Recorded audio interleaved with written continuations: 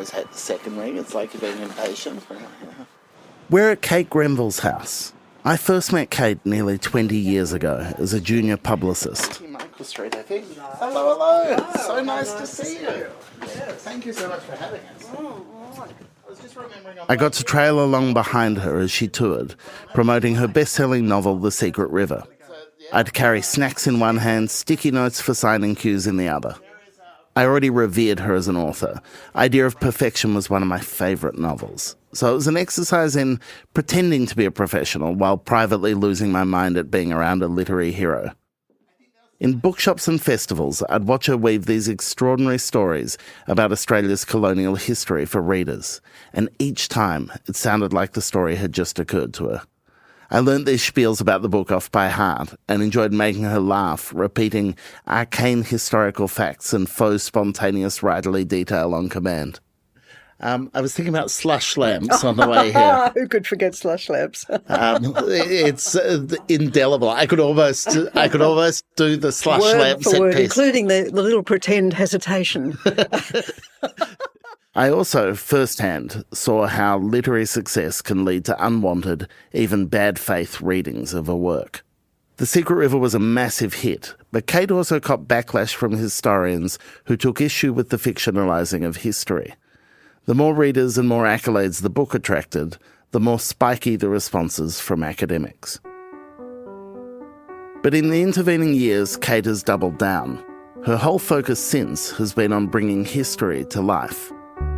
She weaves national history with her own personal history, using the lives of her own family to tell stories about the kinds of voices who are often left out of the official record. She's done it with her great-grandparents, with her mum, and now, in her most recent book, it's her grandma's turn. All this mining of her family's history has Kate preparing for the chance that someday someone's going to rifle through her life and make up their own stories. From Schwartz Media, I'm Michael Williams with Read This, a show about the books we love and the stories behind them.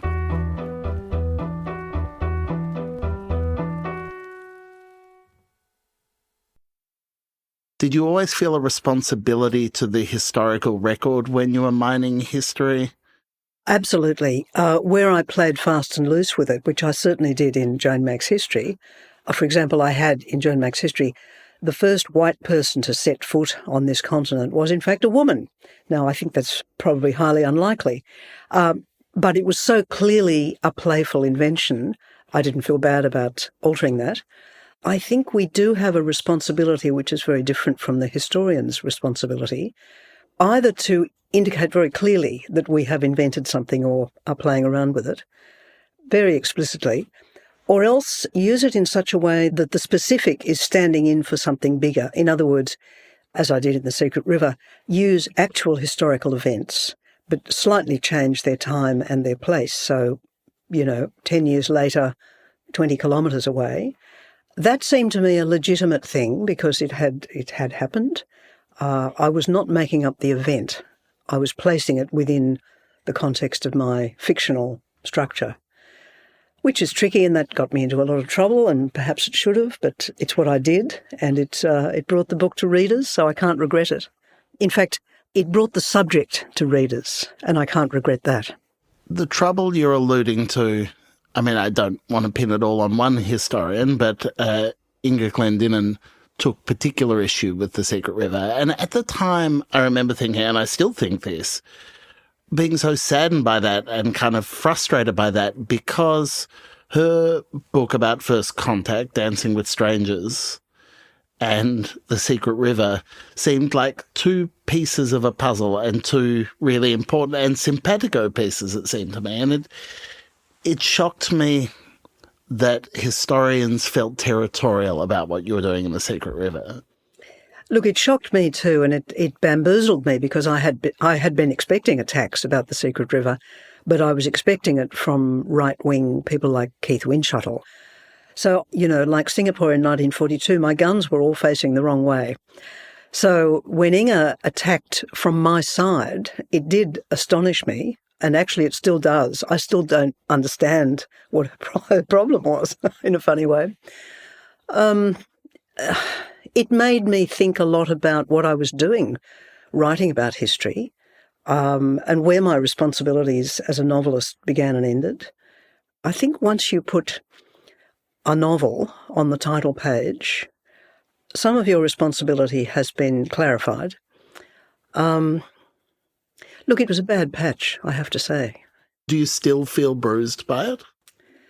Perhaps the answer is yes, because I find myself now at this stage of my life thinking I've never actually had the chance to address some of those things. I feel a bit unheard and unvoiced, and I should have just moved on. But of course, the culture hasn't moved on. Every time I do an interview about any book, this situation always comes up. So one of the things I'm doing at the moment is collecting all that stuff, putting it in a folder, got it on my desk at the moment, and I will give it to the State Library, and at some stage someone will find it. And if they ignore it, that's okay. And the funny thing is, having put it all together, I feel relieved of it. I feel I have been heard, even though it's by some unknown person in the future who will come across all these papers. I feel bad dredging it up again and being a cliche like every other interviewer, but partly because I was lucky enough to kind of be working at your publishers when The Secret River came out and seeing that, but also because your work has consistently, both before The Secret River, but definitely since, been about giving voice to the unheard or the unvoiced. And so the fact that you feel that yourself seems to me to be have particular resonance, that you're aware of being on the receiving end of that treatment by history.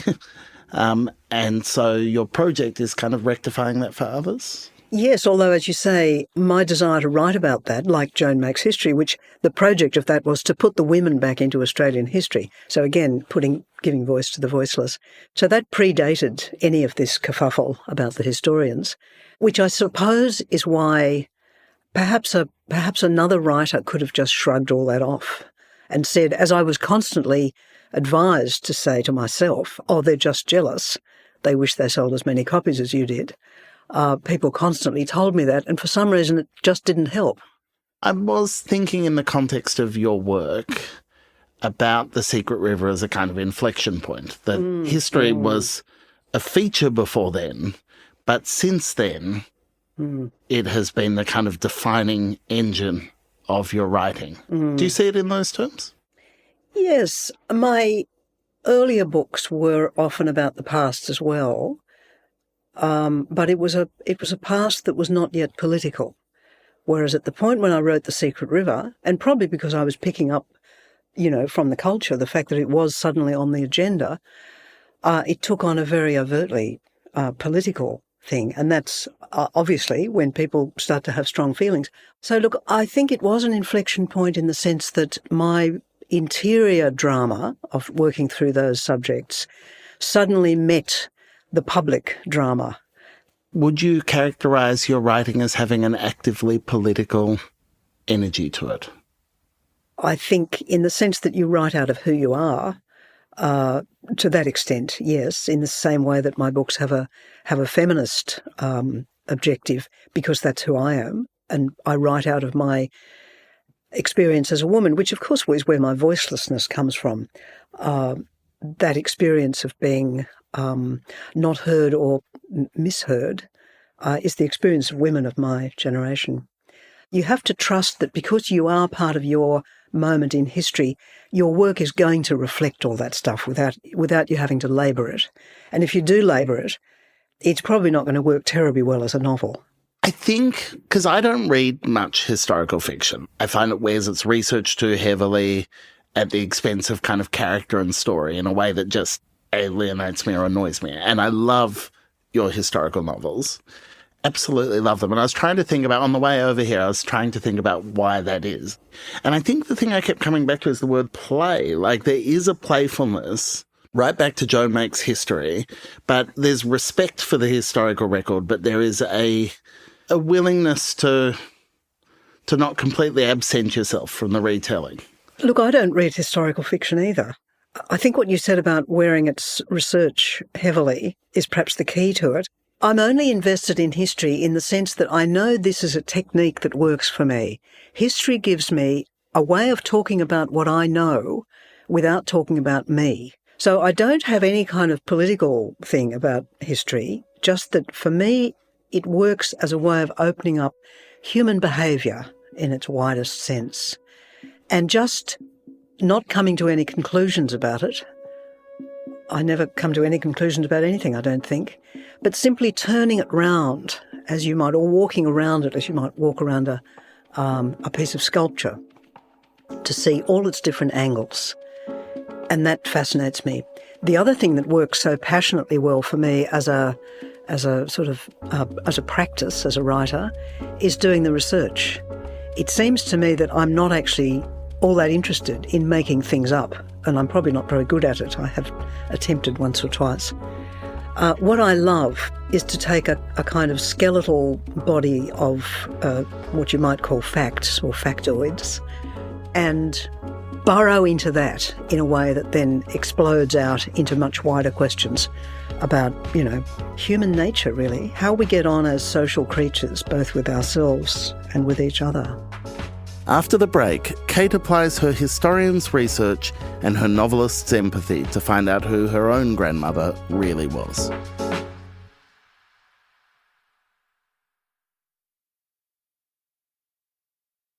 Kate Grenville has been drawing from her family's history for her writing ever since she published The Secret River back in 2006.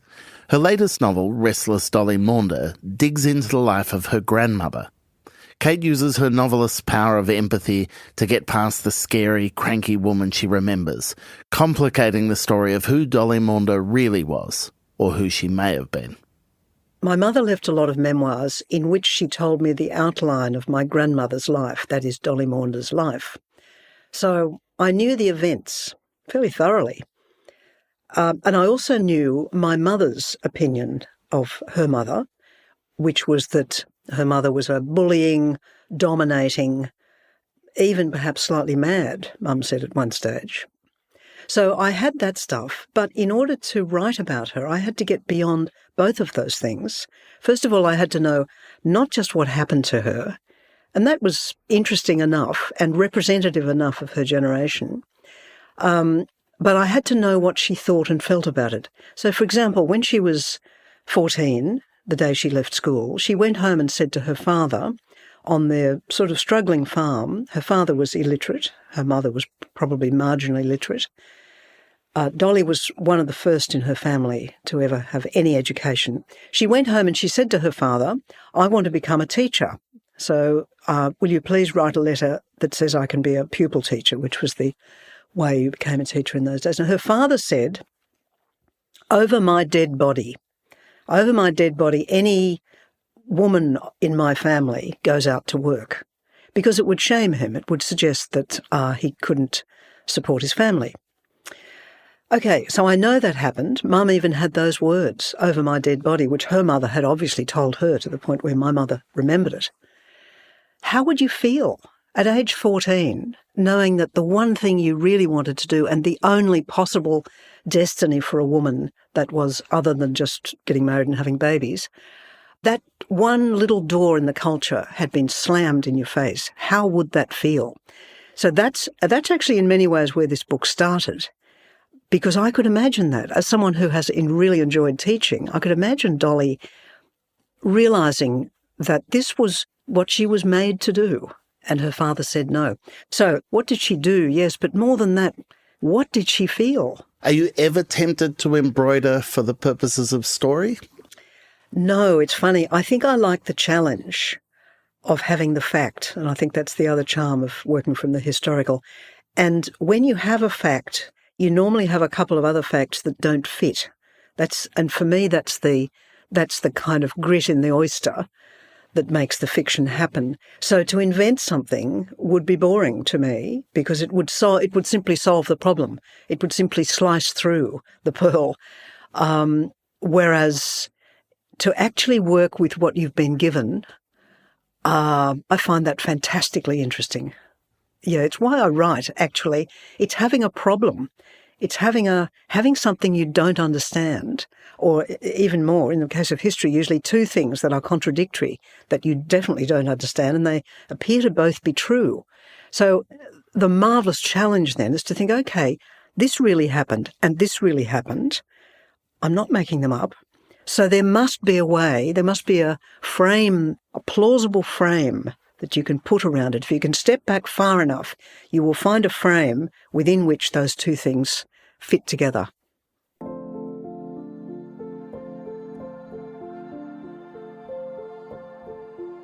I mean, I sometimes think what I've been doing with a lot of my books to trawl through my family history, a bit like drinking your own bathwater, a little bit on the narcissistic side, but actually I'm convinced that this is true. These people were representative. My grandmother, for example, she would have been one of probably millions of women. In fact, in many parts of the world, it would still be happening that a woman could go home and say to her father, I want to do X, and he would say no, and that would be that. So it's a sense of them being representative that makes it worthwhile. I just happen to have the lucky chance that Mum left enough that I can construct their story, whereas most people, you know, births and deaths and maybe a recipe for pumpkin scones, but not that bed of detail that you actually need to tell a story properly.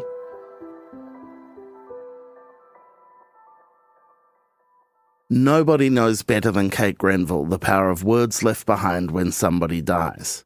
It's why she started documenting her own life, collecting her papers, thumbing through old notebooks, and creating her own historical record, one that she can hand down to her children and grandchildren. When my mother used to tell me all her stories about her childhood, I glazed over. I was really rude, and I deeply regret it now. Fortunately, she ignored my glazing over and told me anyway. But I think that you have to have lived a certain amount of life, a certain number of things have to have happened to you, and you have to have thought about them, gone through the mill a bit, basically, before you can actually take it on board and sort of do anything with it. That process of trying to document and trying to gather your own papers and your own records, thinking about what the record holds and keeping it straight. Are you writing into that? Are you finding as part of the gathering that material, whether it's through diaries or whether it's through other stuff, given that writing is the way that you make sense of the world, is that something you're doing with your own story? Not for the public. A while ago, my son said to me, look, there are lots of bits of your life that I don't know about. Would you just sort of jot down, and he was at pains to say, it doesn't need to be very long, Mum, just the outline. Well, of course, once you sit down and you start writing about particularly the good bits of your life, of which I have had more than I deserve, it pours out. And that's been a huge pleasure. And it's a pleasure all the greater because I know that the only people who are going to read it are my son and my daughter. And hopefully they will feel the same way I did reading my mother's memoirs, just incredibly glad to have this little window into your mother as a person, which can probably only happen, through a bit of writing, with a bit of distance, I think. I have no desire to write an autobiography. Actually, I shouldn't say that because I have a couple of gleams in my eye. It's not an autobiography, but anyway, I'm not going to talk about that. Oh, self-censoring, Kate Grenville.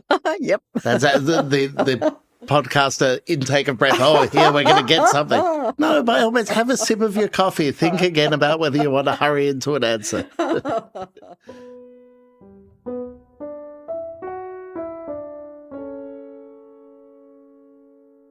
You're talking to me at an interesting moment because I've never thought about doing any of this stuff before. But, 72, suddenly time is finite. So I'm still trying to work out exactly what I'm doing, exactly what I want to do. And frankly, I don't know. And it's quite an interesting puzzle. And since I don't have to make any decisions about it, I hope I don't get knocked down by a bus tomorrow. I hope that I find my way to some good place. But no, the short answer is I don't know. When I found myself writing the document that I'm writing for Tom and Alice, it's now like 30,000 words long. So I don't know where that's going, and I'm enjoying it hugely because I'm writing without inhibition and I'm writing as if I'm speaking to them. And of course, you know, the writer in me thinks, oh, that's actually pretty good. That idea of a gleam in your eye, do you have notepads where you're like, here's a concept, here's an idea, here's a thing? Do they all come to fruition? Do they surprise you when they pop up again? Yeah, well, many of them don't come to fruition. One of the things I'm doing here is actually, I've just typed out a lifetime of scrappy notes on bits of paper, because I have a feeling that there are gleams in my eye that as I type them out, I think, oh, that could work. I could put that with that, and then I'd have that. Again, it's mathematics, isn't it? So looking back at kind of a lifetime of kind of observations. It's not a journal. It's not like Helen Garner's at all. It's observations about, you know, how the light's falling on that tree. Typing out a lifetime's worth of those is wonderfully interesting. And I think, yeah, perhaps there's life in the old girl yet. Perhaps there is another book. In my long experience, Kate Grenville always acts like there might not be another book. And happily, thankfully, that's never proven to be true. Kate's latest novel, Restless Dolly Maunder, is out now. Before we go, just the one recommendation from me this week, because it's a big one. Paul Murray's The Bee Sting is on the long list for this year's Booker Prize. He's an Irish novelist. His earlier novels include the wonderful Skippy Dies, but with The Bee Sting he goes to the next level. It's in some ways a climate change novel, a novel of financial hardship, but at its core it's the story of a family in Dublin, and it is my favourite thing I've read in a very long time. I'm not doing predictions, I'm not saying it will win the Booker, but God, it should. You should read it. You can find it and all the other books we mentioned today at your favourite independent bookstore. Or if you want to listen to them as audiobooks, you can head to the Read This reading room on Apple Books. That's apple.co/readthis. There's a link in our show notes. That's it for this week's show. If you enjoyed it, please tell your friends, rate, review us, share us, put us out there everywhere. We love it. Read This is produced by Clara Ames and edited by Sarah McVie. Original compositions by Zoltan Fetcher and mixing by Travis Evans. Thanks for listening. See you next week.